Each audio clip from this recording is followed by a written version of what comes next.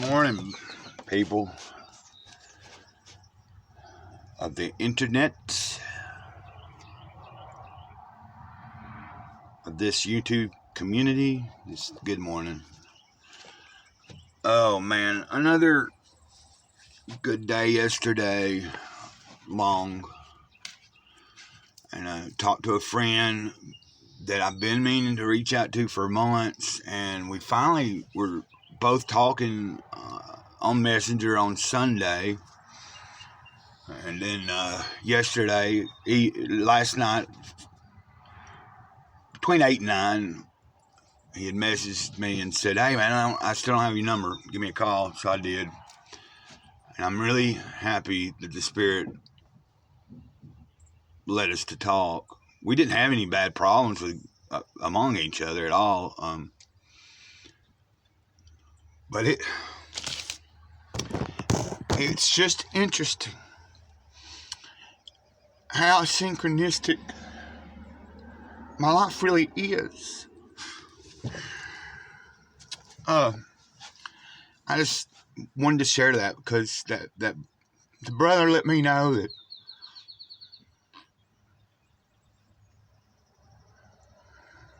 he don't have many friends, but I'm one of them. And neither of us know a lot about each other's personal lives. We do know our struggles. We know that we have quite a bit of things in common. But the beauty of it was that I remember early yesterday thinking to myself, I should message him and tell him that, hey man, you're a friend to me. You're my brother. And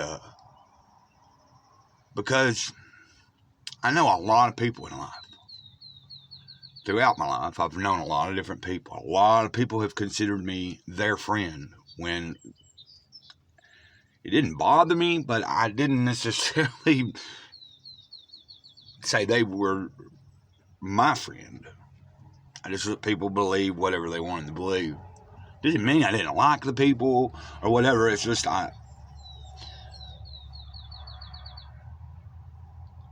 friends and family to me are just, when you have that relationship with somebody that no matter how much time might have went by since the last time you saw them or talked to them, no matter what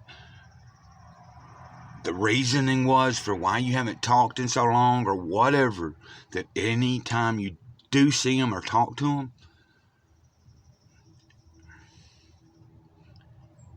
it's like it was just yesterday. And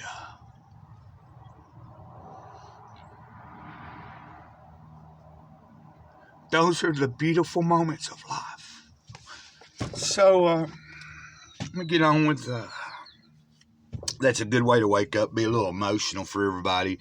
I'm going to read from this Living a Life of Awareness by Don Miguel Ruiz Jr., Daily Meditations on the Toltec Path. And I just want to tell you, I appreciate you being here, watching. I appreciate your comments, your interest, your questions, anything, any suggestions, anything you say in the comments. I really appreciate it. And I do my best to at least heart your comments. But I don't get so many comments that I can't keep up with at least a simple reply, and I try to do that. Occasionally you might not see a reply, but there's my reason, just because I'm busy and trying to keep busy. Today's reading is Following Your Passion. What do you love? The answer to this question is as diverse as the 7 billion individuals in the world, and every single answer is correct for each individual.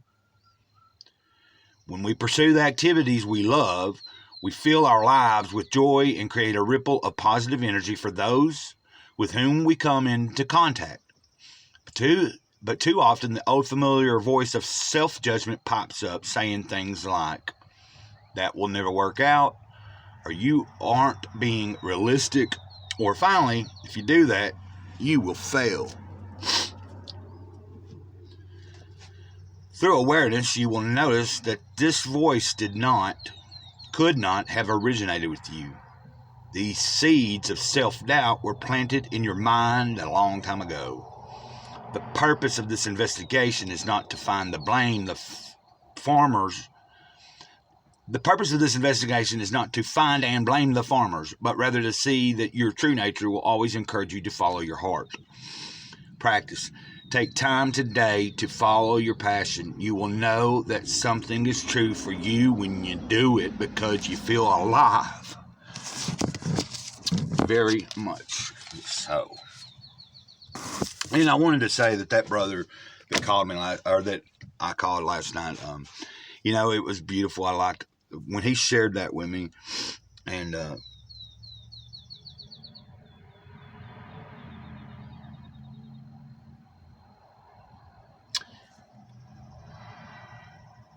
I was thinking about what it just said here, where,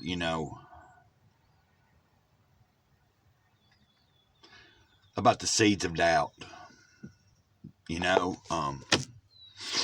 planted a long time ago. Well, between last night and this morning, before I finally went to sleep, it took me a long time to finally I was laying down, and then it took a little while before I just finally turned the tablet off, and I laid there for about an hour in that state of almost about to sleep and not being asleep, and just kind of meditating and letting my mind be free of as much, trying to clear all thought out that I could, and silence that small, or that voice that's always chattering, and allow room for the Spirit to enter, even as I was going into the phase of actual sleep.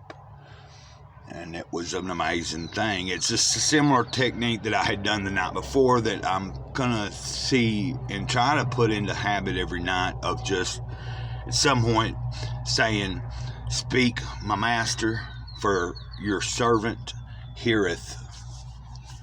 And let that be my prayer, and just give everything out and turn everything off. And even if I'm not going right to sleep, I'm laying there in silence, and what thoughts I am having are thoughts of introspection, and some of them are not thoughts, but I'm listening to what's being shown to me or said to me.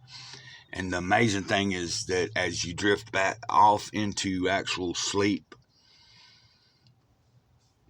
your consciousness, like your normal awareness, may be at rest, but the awareness that moves through us, that is Spirit, it's always awake. It's always got something to share, a message. Even when you think you're asleep, you're still receiving messages.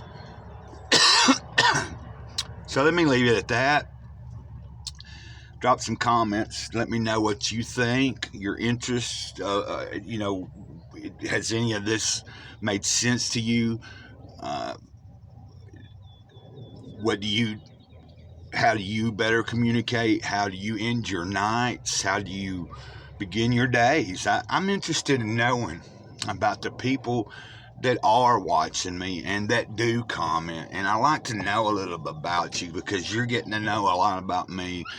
And I don't mind, though. But if you care to share anything you ever want to share, just drop me a comment. And,